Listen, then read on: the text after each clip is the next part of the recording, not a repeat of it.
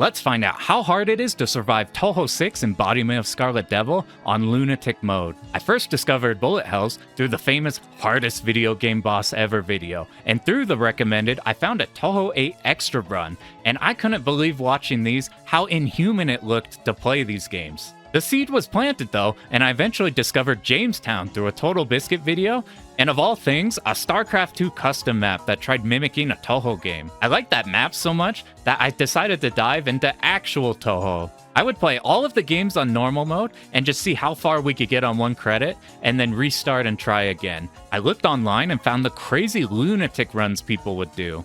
It looked like to me that even tackle Lunatic, you needed to be a natural savant who was gifted in dodging and had years of practice. Eventually, I got more interested in the arcade shmups than the Touhou style, because at least for me, I learned how you actually learn the arcade games. Instead of grinding your head against the game credit after credit, I learned to find a replay whose movements make the game as consistent as possible. And then I learned how to use practice mode and save states to try to replicate those replays. So now when it comes time for a full run, we can make most of the game fall apart and then focus on those specific hard sections where we're required to do dodges. Even after clearing some hard shmups, I still didn't go back to Touhou because I thought that style didn't jive with what I liked in shmups.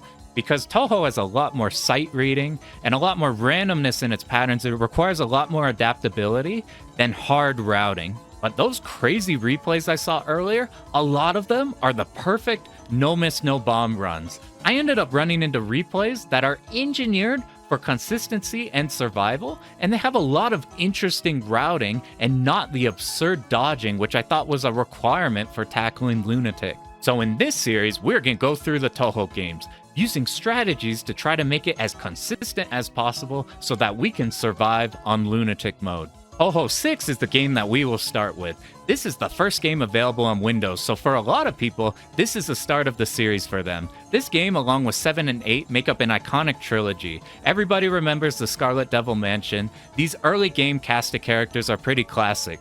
But the game itself, this is a mean one. While I started this series wanting to try to make the games as easy as possible, this game is the most honest one from our side, and it's very dishonest from the game's end. This game is one of the hardest entries for survival. It's notable for its RNG patterns, and to add on to that, we can't see our hitbox yet. The hitbox of our player and the bullets are bigger than future entries, and we don't get as many lives and bombs as we'll see later. And we have to bomb a lot to manage these RNG patterns. For character choice, I went with Marissa B for my first run because Marissa B's bomb is so strong that whatever the current phase is, when we do need to spend a bomb, it is going to kill that pattern. I recommend Marissa B for the bombs, or Reimu B for just in general being super high damage. I actually ended up clearing the game with every shot type, so I'm going to be showing you my Marissa A run, but if you want to see all of the other runs, I streamed every one of my runs live. I'll link that below. But for now, let's see how hard it is to clear the Embodiment of Scarlet Devil.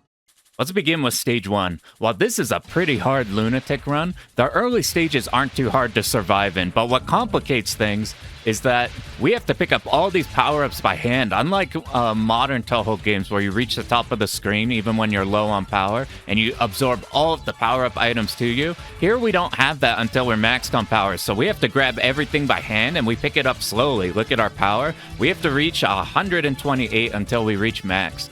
Now, you could route this meticulously to pick up every single power-up, but I find that I get clipped a lot going for that. It's actually pretty hard. Here's Rumia, our first mid-boss. This is to give you a false sense of security, because look at these patterns. There's very obvious lanes, despite how many bullets that, ooh, we got like one bullet there that might clip us.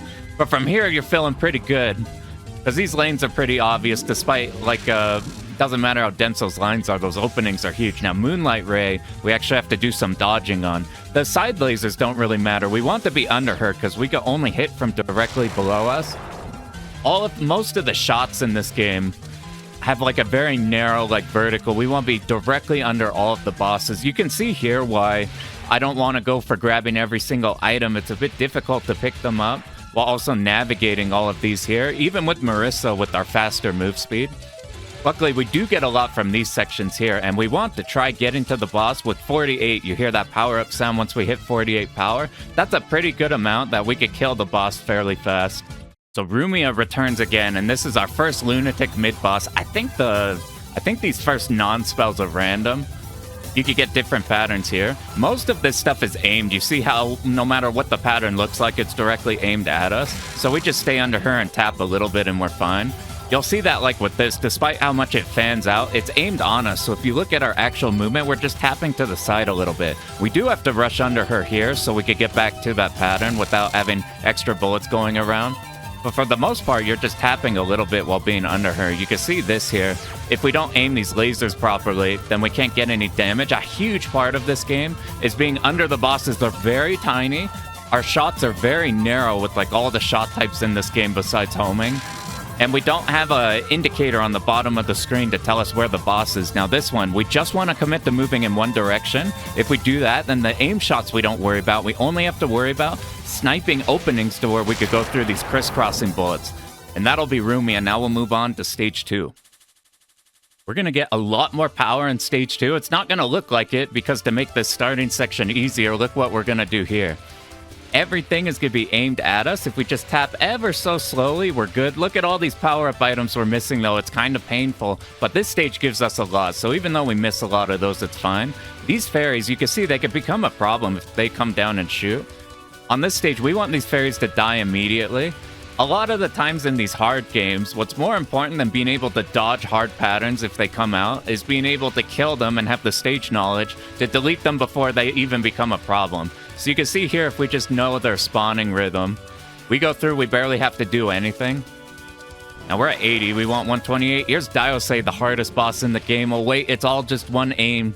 We just have left to right once and we're fine. But this pattern, we want to sit on one side of this lane and then just tap slowly. We kill it pretty fast, but even if our power was not that high or we're using a lower damage shot, you tap really slowly there and you won't run out of room in your lane and like run into the other blue bullets on the other side. Here is where we get a huge stimulus of all of our power.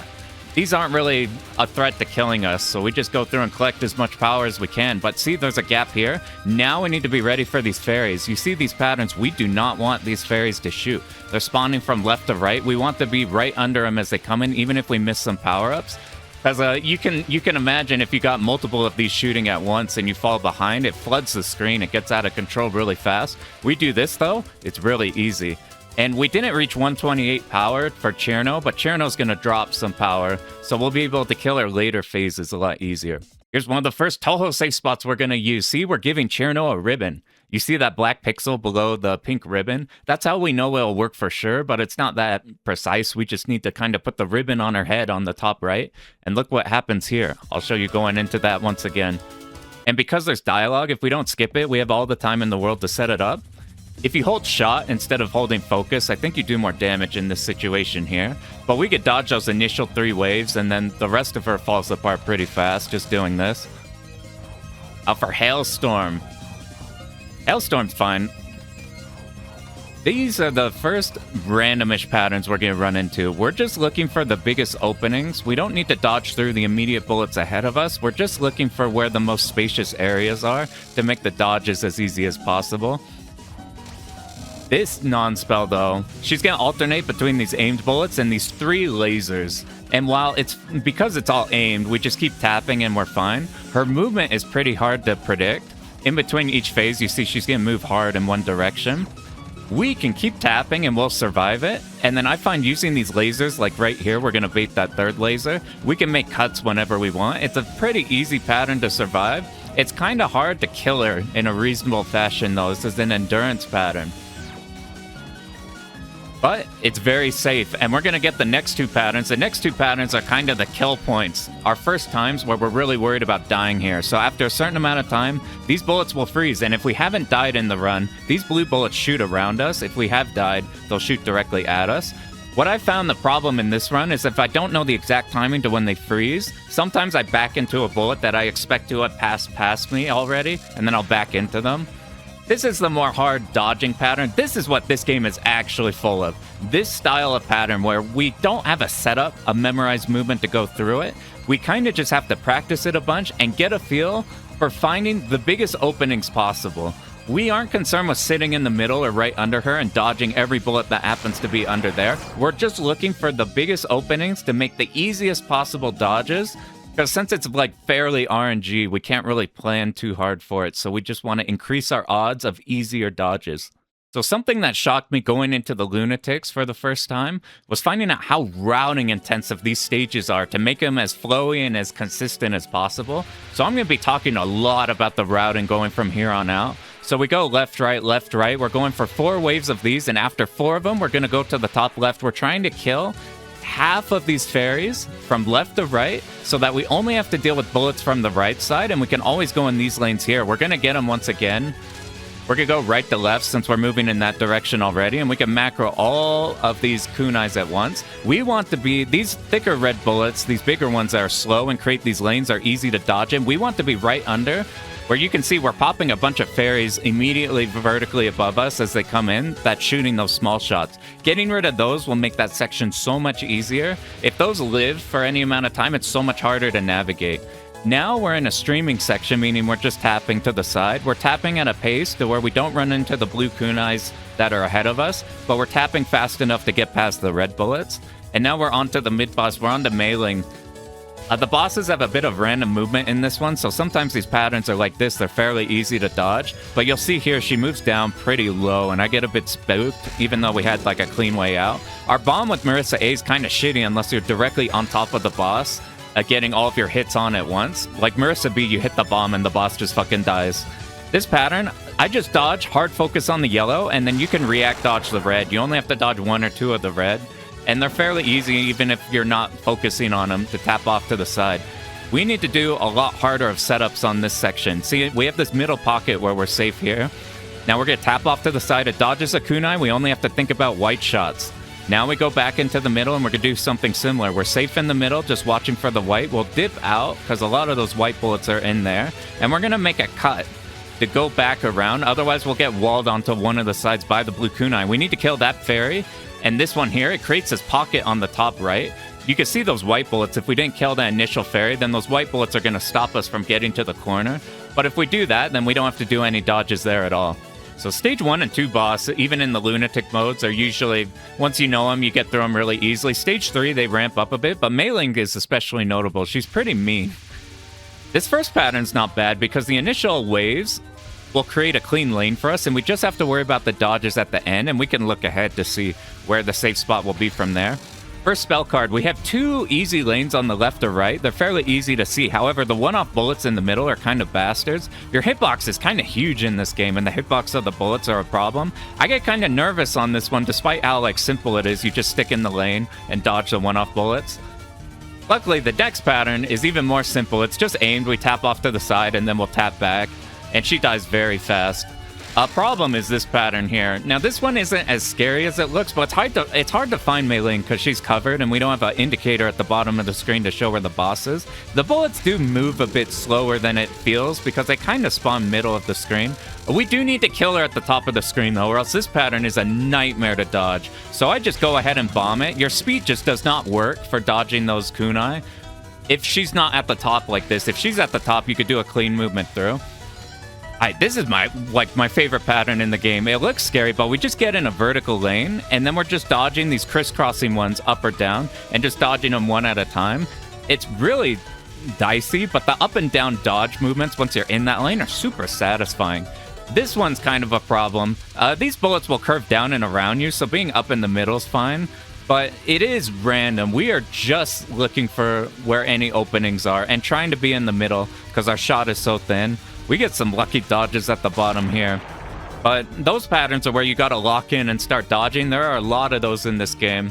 And while we do have a bunch of resources compared to like an arcade game, we do need to save our bombs for the end game. We need a lot of bombs for stage 4 and for 5 and 6. This is probably the best designed stage in the game. We want to kill the left side, so we only have to dodge these. Due to the weird nature of like the square hitboxes in this game, the diagonal bullets there are kind of weird. Now, these bullets are aimed around us, so we just sit here, and then the second wave of them will actually tap up. We're tapping up instead of right, so we could kill these. Unfortunately, some of them got their bullets off, so we got to do some dodges.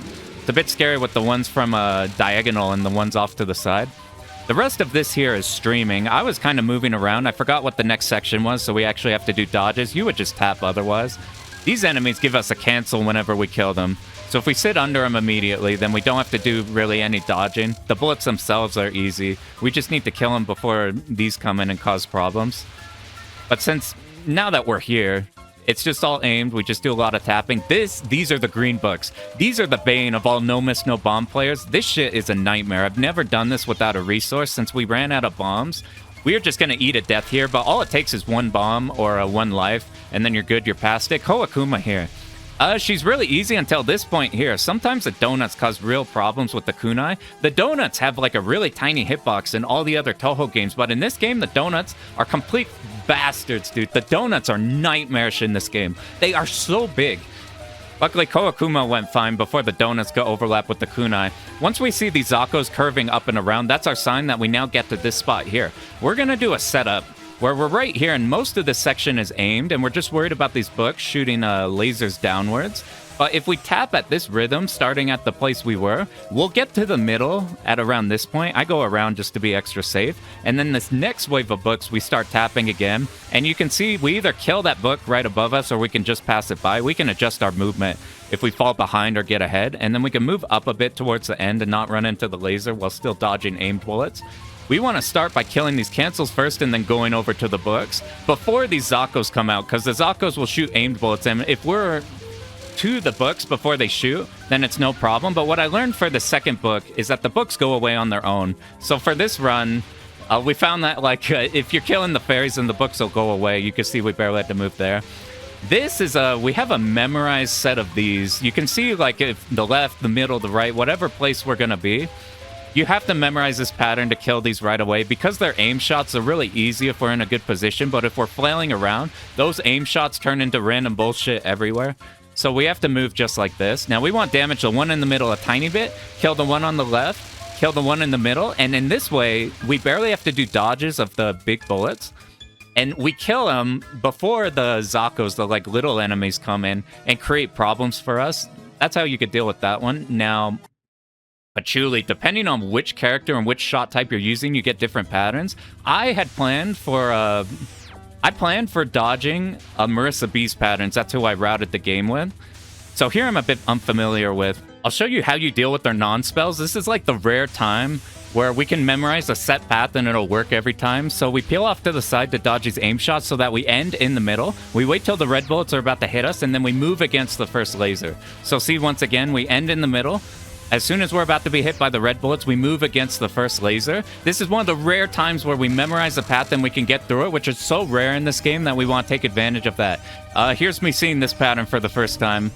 It's not too hard to dodge, but the problem is you get peeled off from the middle. She's just staying in the middle. It's easy to get put to the bottom right, and then we're doing no damage. It turns into an endurance test, and it's hard to make your way back.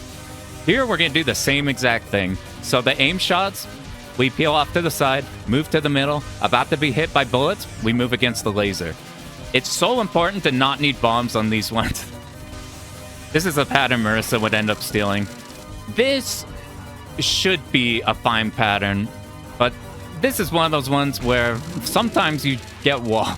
You need to look ahead pretty hard and find which of like left or right lane will be safer. I ended up head first into dangerous lanes. And now Forest Blaze. This is just like that first initial spell card, except now we're getting shoved to the left side.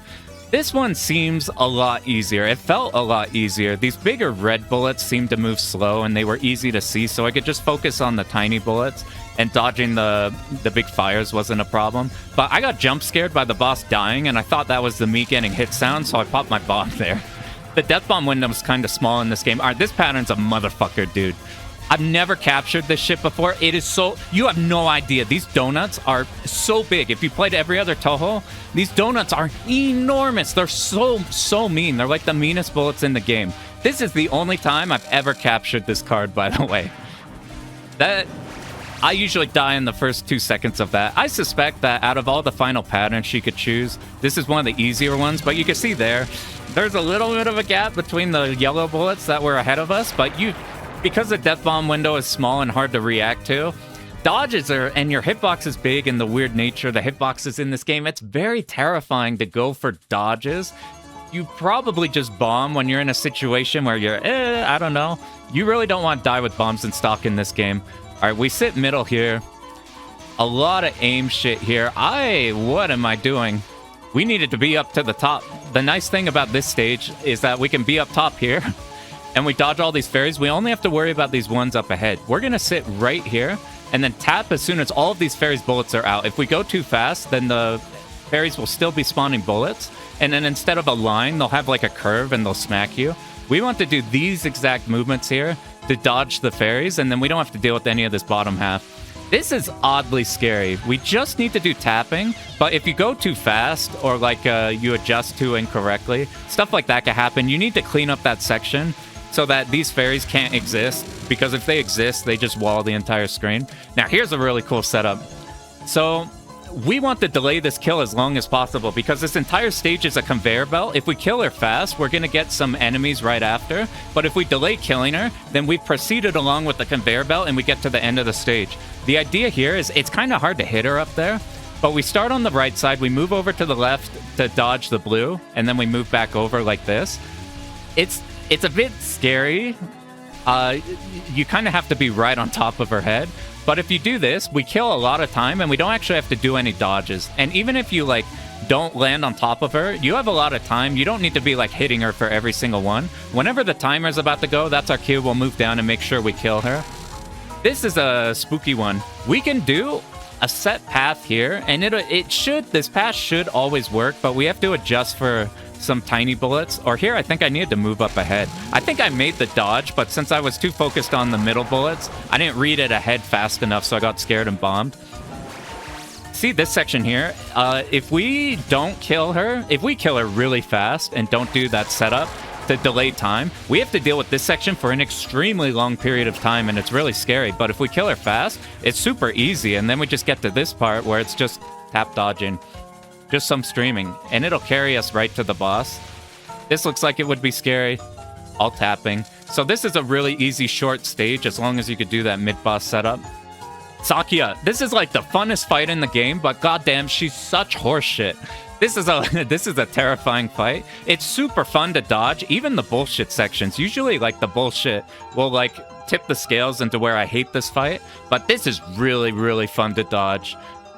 But, like, would not go for a no-miss run of this game because of stuff like this. This is also, I find this theme better than her other themes. I've always liked this one more. Anyway, we got walled right away. We needed to have made a more committal dodge ahead of time because you see as they spread out, as they move down, they cover a lot more space. We need to be up higher and more aggressively through there. Jack the Ludo Bite. We do as much damage as we can. And look here, these knives will spawn in, but as soon as they spawn in, they're committed to their direction. So we want to really just focus on these red bullets. You can even dodge some of the donuts and then go back into a lane. Ooh, we tried that. I don't even know if that was safe or not. Looks like it was. This is a fun one to dodge, but since they bounce off the sides, they cause a lot of problems. We just want to stay up high as hard as possible and then move down. This song's fucking awesome. I'll do these dodges, by the way. But you see what happens. If we get to the bottom, it gets super dicey. We run out of options. We need to maintain room at the top. All right, so as soon as these bullets come out, we dip to a side, and while these green shots will make it so that these blue knives turn into the green and then they move around randomly, generally we dodge a lot of them by baiting them off to the side, and it's easy to dodge them in the middle. It's unfortunate we had to bomb there. For here, you can see she shoots them in a fan-like motion. We just want to dodge one color at a time. We don't want to ever dodge overlapping blue and red, so we just pick one side with the fan. And it's not so bad. This one, though, I can't even remember if I've ever captured this without one. We are just praying. We dip off to the side, and then we're just trying to find the best possible lanes for us. We actually lived for a long time here. I'm kind of shocked, but here it got a bit spooky. While we could have gotten through those blue ones, I've been clipped so many times through gaps that would work in the other games. It's we already got clipped a couple times here, so it's like, let's just be super safe. We have a lot of resources going into the final stage. But yeah, that's a really fun fight. Pretty spooky, though. Like that last pattern I don't think I've ever captured before. Here's the final stage. It's really short. It's terrifying. Final boss is pretty hard. To start here, we are going to sit right here, and we just got to dodge. This happens in a couple of the Touhou games, where the final stage just gives us this huge blast of a pattern. Luckily, it's much easier than what the next game one will have it. We had to blow a bomb there, which means we don't have one for the mid-boss. This is all just streaming. As long as we remember this is a streaming section and we just stay at the bottom and tap, we're fine. And then we get more here. A couple of my runs, I forgot about what's ahead. And if you're reacting to the enemies coming in, you have to know they're coming in before they come in, or else you'll just be flailing in the middle. So there's a really cool safe spot in this section. We need to get through this first pattern. We just need to move. Oh, we killed it before we got walled there. This is a cool safe spot. I'll overlay what the safe spot looks like here. You line it up with this text on our spell card, and then you move up. It's kind of spooky, but once I got the lineup with the text, it looks like that, and then you kill it, and you get like you save a bomb, because I pretty much need a bomb there every single time. Here's Remilia. She's pretty mean. She has a lot of donuts. I don't really like donuts in this game. I've talked about those a lot. Anyway, this first pattern's really cool, but goddamn, the donuts are mean, so you have to hard focus the donuts, and that's where the middle blue bullets will get you. This should be an easy pattern, but I find myself having problems with it. This is a nightmare pattern because it gives you just big enough of gaps. Like there, I felt comfy with. This one here, it's like, we can maybe make it through, but in the moment, it's hard to make that judgment call. And it's a very clippy pattern. I've been clipped so many times here going through dodges I thought were totally fine. Luckily, one bomb here is fine. Our problem with our bombs being kind of shitty, Marissa beat bombs and the whole pattern dies. Here, because we need to be on top of the boss, we're using our bombs at the bottom when we're scared to dodge. This pattern, by the way, is super easy. One of the easiest ones. You just do that shit every time. This, I don't jive with this pattern. I used to like it. I hate it. It's really hard to find Remilia because everything's red. I can't find where she is. You need to make your way over. And these side diagonal bullets move at, like, they don't always move in the same exact angles. Some of them are more tilted than the others. It really messes with my mental in dodging. And especially the need to, like, trace her and switch lanes. It causes some weird issues, especially with the blur on the bullets. I say we just bomb that shit. Don't go up to the point of collection at the top of the screen to grab the items. This is like a gotcha pattern. This is a super easy dodge. It's like Diosay from earlier, but if you move up there, you get blasted. Here's a sneak peek at the final pattern. She's showing you what the final pattern's going to end up being like. It's kind of... I don't exactly know how these clump up. I think it's kind of random, but you need to see ahead of time where the clumps are going to be, and then avoid those like the plague. Because you can get walled. You need like a more strategic dodging there than more micro.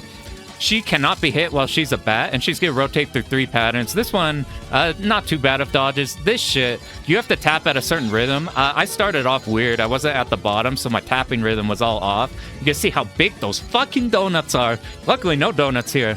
These ones are really easy to dodge. If you do it right, you kill her before you have to do these dodges again, and I want to restrict as many amount of times as needing to do actual dodges as possible, so you really want to kill that. This pattern I don't think I've ever captured. It's like nightmarish. I think I just planned on double bombing it here. One single bomb with some of the characters will get through, because our bomb's kind of shot here. If you want to see what the Marissa B one looks like, in the description, I have what that one looks like. You just, our bomb's fucking crazy. I recommend that one or Reimu B for runs.